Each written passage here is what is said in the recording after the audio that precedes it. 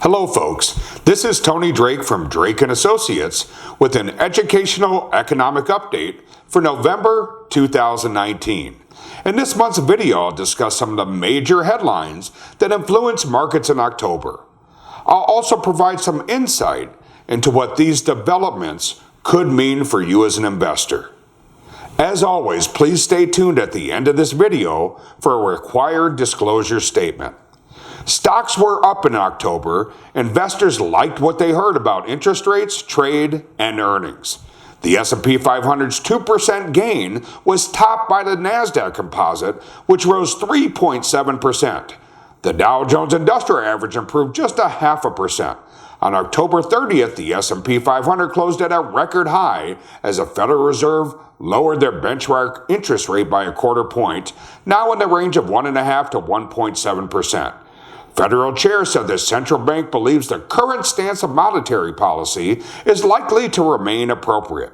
On October 11th, President Donald Trump announced the U.S. and China were close to approving Phase 1 of a new trade pact. President Trump and Chinese President Xi plan to sign it sometime this month. Earnings season was about 70% done when October ended. Through November 1st, 76% of the S&P 500 companies had beaten earnings estimates. 61% had beaten sales estimates. Job creation topped forecasts last month as well, as the Department of Labor reported 128,000 net new jobs. Economists only expected 85,000.